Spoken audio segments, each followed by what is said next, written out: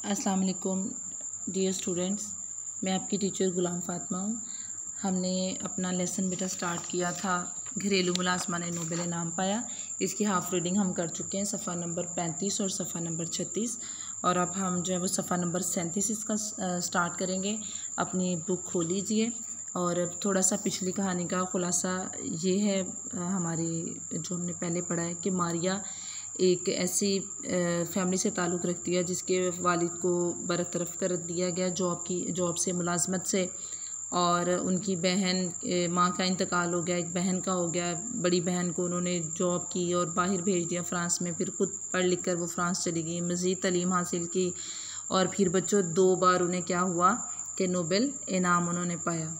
ऐसे ही है ना, पढ़ी है आपने पिछली बेटा कहानी? ऐसे ही है ना बच्चों?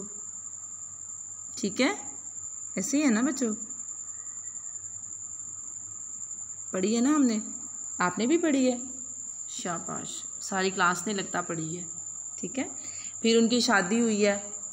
एक फ़िज़िक्स के जो एक काबिल थे, उनके पहले फ्रेंडशिप हुई है, फिर उनके साथ शादी हो गया। फिर दोनों ने मिलके बच्चों तजर्बे किए हैं, और उन्हीं की बेस पर हम एक्सरे की बात कर रहे थे कि जो एक्सरे में उन्होंने अंधेरे में अपनी बीवी की तस्वीर खींची थी, सफ़ा नंबर 37। तो तस्वीर खींची जिसमें सिर्फ हड्डियाँ और उंगली की अंगूठी नज़र आती थी। साइंस की दुनिया में इस तस्वीर का मकाम मोनालिसा की तस्वीर से कम अहमियत नहीं रखता। यानी कि प्यारे बच्चों, उसकी इस कदर अहमियत है, इस कदर अहमियत इस एक्सरे की जो हमारी दरियाफ्त है वो आज भी इतनी यूज़फुल है हमारे लिए कि उसके बग़ैर जो है वो मेडिकल में उसके बगैर कोई काम जो है वो मुमकिन नहीं है, कोई भी इलाज जो है वो उसके बगैर प्यारे बच्चों मुमकिन नहीं है। तो साइंस की दुनिया में मोनालिसा की तस्वीर बेशक वो कहते हैं बहुत अहम है, लेकिन वो उसने जो पहली तस्वीर अपनी बीवी की खींची थी जिसमें उसकी हड्डियाँ और उंगली जो अंदर का है वो हिस्सा उसका नज़र आ रहा था, वो बहुत अहमियत का हामिल है। तिब्बियाती तहकीक के मैदान में ये वो दौर था जब शुआओं की माहियत को समझने की कोशिश साइंसदानों का मरगूब मशगला था। यानी तिब्बियाती तहकीक में, फ़िज़िक्स की तहकीक के मैदान में ये वो वक्त था जब शुआओं की हकीकत को समझने की कोशिश साइंसदानों का मरगूब पसंदीदा मशगला था, शौक़ था। मारिया ने भी इसी मैदान में मज़ीद तहकीक करने का इरादा किया। उसने अज़्म किया कि वो इससे आगे की सीढ़ियाँ जो है वो चढ़ेगी, आगे की तहकीक करेगी। मियाँ बीवी ने अब दोनों जो है वो तहकीक के मैदान में उतर आए हैं। देखिए ज़रा, मियाँ बीवी ने तापकारी जो हरारत ज़नी होती है कि इस नए अंसर की मुनासिब मिकदार हासिल करने के काम को रवायती ढंग से करने का फ़ैसला किया। यानी उन्होंने इसकी मिकदार को, एक नए अंसर की मुनासिब मिकदार हासिल करने के लिए, इसकी मिकदार को हासिल करने के लिए इसकी तहकीक एक आम रवायती से ढंग में, अंदाज में करने का फ़ैसला किया।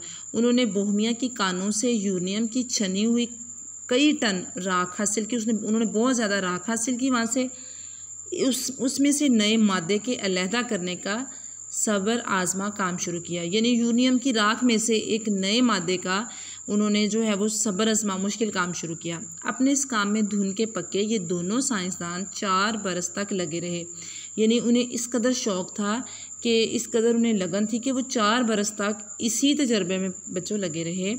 इसी दौरान मारिया की बड़ी बेटी एरिन पैदा हुई। अपने तजर्बती काम के ये दोनों साइंसदान अपने मकान के सहन में एक शेड के नीचे करते थे, और ये शेड इतना ख़राब था, वो आगे से थोड़ा सा बड़ा हुआ, एक वो होता है बच्चों छत की तरह का शेड होता है जिसके नीचे ये काम करते थे। और उसमें से क्या, वो टूटा फूटा था, पुराना खस्ता हाल था, और उसमें से क्या था, पानी गिरता रहता था। मारिया बाल्टी भर भर कर राख लाती और उसे बड़े पतीले में पकाती थी, और पेरे क्यूरी क्या करता था, उस हासिल शुदा फुजले को, यानी जो बचा खुचा उसका मवाद होता था, उस पर तजर्बा करते। छत में दूधकश यानी धुआंदान, कोई रोशनदान ना था कि धुआं जो है वो, इस गैस का जो धुआं था वो बाहर को निकलता ना होने की वजह से पकाते वक्त निकलने वाली गैस इनके जिस्म में दाखिल होती रही। यानी वो जो जहरीली गैस ऊपर को उठती थी प्यारे बच्चों, वो इनके अंदर जाती रही। लेकिन दोनों इसके मुज़र असरात से बेखबर थे। इनके ख़तरनाक जो असरात थे इस गैस से, उससे अनजान थे, उन्हें इसकी खबर नहीं थी। इस गैस के ज़रिए से उनके जिस्म में दाखिल होने वाली रेडियो एक्टिविटी बड़ी हद तक आगे चलकर पेरे क्यूरी, मादाम क्यूरी और उनकी बेटी एरिन की मौत का सबब बनी। मौत की वजह बनी।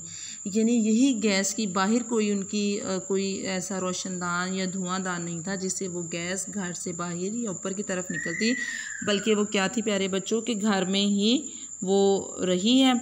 और उसका क्या प्यारे बच्चों हुआ है, उसका प्यारे बच्चों क्या हुआ है कि वो जो है गैस जो है वो उनके जिस्म में दाखिल होती रही है और यही गैस उनके लिए इतनी ख़तरनाक साबित हुई है कि प्यारे क्यूरी, मादाम क्यूरी और उनकी बड़ी बेटी जो है प्यारे बच्चों वो उन लोगों की मौत का सबब बनी है।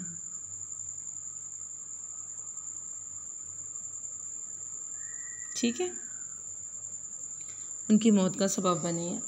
दूसरे लफ्ज़ों में ये तीनों अफराद साइंसी तहकीक के शहीद कहे जा सकते हैं। यानी कि वो ये तहकीक करते करते फ़ौत हुए, इसलिए जो है वो मुसन्निफ़ शहाबुद्दीन अंसारी कहते हैं कि हम उन्हें साइंसी तहकीक के शहीद कह सकते हैं कि वो तहकीक करते करते शहीद हुए हैं। उन्होंने अपने तजर्बात के नताइज एक डायरी में लिखे हैं, लेकिन वाहर शौक़ मुश्किल के इन आयाम के बारे में मादाम क्यूरी लिखती हैं कि बेसरो सामान, यानी जब हमारे पास कोई सामान, कोई चीज़, कोई यानी कि हम अमारात, कोई हमारे पास जो है वो अच्छी ज़िंदगी गुजारने का सामान नहीं था, लेकिन ये वो दौर था कि उनकी ज़िंदगी का सबसे खुशियों भरा दौर था।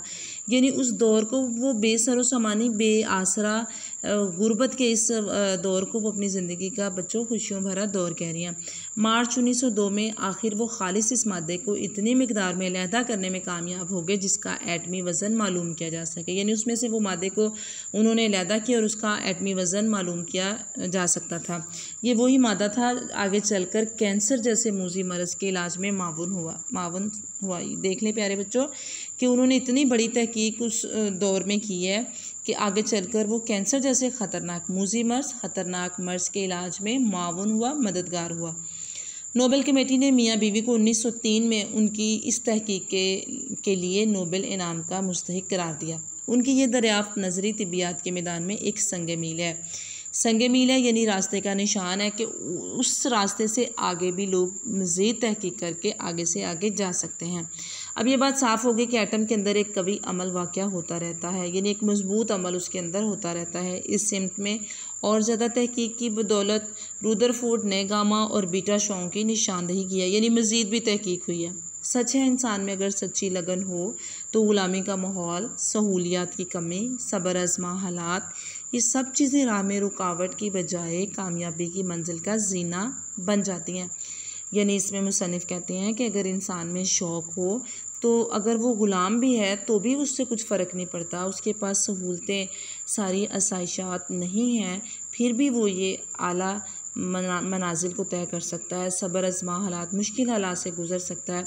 ये सारी चीज़ें उसके लिए कोई रुकावट नहीं है, कोई मसला नहीं है कि वो कामयाबी का ज़ीना, कामयाबी की सीढ़ी ना चढ़ सके और हम अपनी मंजिल मकसूद तक पहुंचने में कामयाब हो जाते हैं। मंजिल मकसूद वो मंजिल जो हम चाहते हैं, जो हमारा मकसद होती है, जो हमारा मकसद हयात होती है, हमारी ज़िंदगी का मकसद होती है।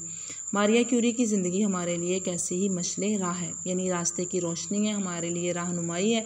मैंने आपको पिछले लेक्चर में बच्चों बताया था कि इस लेसन से हमें जो प्यारे बच्चों सबक मिलता है वो ये मिलता है कि हालात कैसे भी हों हमें मेहनत करते रहना चाहिए। और ये हमारी थोड़ी थोड़ी डेली की मेहनत जो है, आपका लिखना, फिर उसको याद करना, डेली का काम डेली करना, लेक्चर को सुनना, समझना, अच्छी बातों को पर फोकस करना, ये इंशाल्लाह आपको एक दिन प्यारे बच्चों कुछ ना कुछ बना देगा।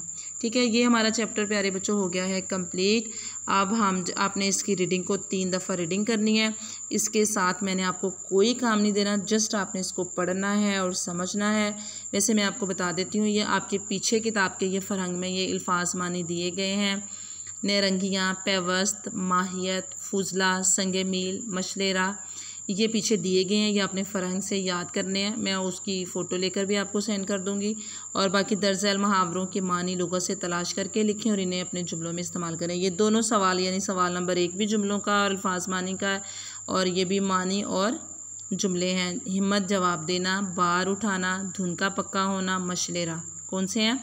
हिम्मत जवाब देना, बार उठाना, धुन का पक्का होना, मशलेरा होना। ठीक है प्यारे बच्चों, अब ये पहले रीडिंग हम करेंगे, फिर नेक्स्ट डे में आपको जो है वो इसकी मश्क में से सवाल नंबर 1 और सवाल नंबर 2 आपको सेंड करूँगी। ठीक है बच्चों, आप अपना बहुत सारा ख्याल रखिएगा, और जो काम हम डेली का डेली प्यारे बच्चों कर रहे हैं वो आपने डेली का डेली साथ साथ करना है, और अपना प्रीवियस वर्क जो कॉपी वर्क है उसको कंप्लीट करें, और ताकि उसकी वो कॉपी जो है वो आपकी चेक हो सके। ठीक है, इसके काफ़ी ज़्यादा सवाल जवाब भी हैं, मैं उसकी पिक आपको दिखा देती हूँ। ये देखें, ये इनके सवाल जवाब हैं, और जब पहला सवाल नंबर 1 और सवाल नंबर 2 हम कर लेंगे फिर हम करेंगे, और साथ साथ में मैं आपको इसके बच्चों टेस्ट के साथ साथ आपको ये रीडिंग और जब आपको सेंड करूँगी इसके क्वेश्चन आंसर ये, और इनकी फिर मैं लर्निंग का भी आपको टाइम दूंगी। अगर एक दिन आपने उसको लिखा है तो नेक्स्ट डे आपको उसका लर्निंग का वर्क होगा, और आपने अच्छे बच्चों की तरह उसको लर्न करना है, ताकि इतना ज़्यादा काम ना जमा हो जो आप याद ना करें। ओके प्यारे बच्चों, अल्लाह हाफिज़।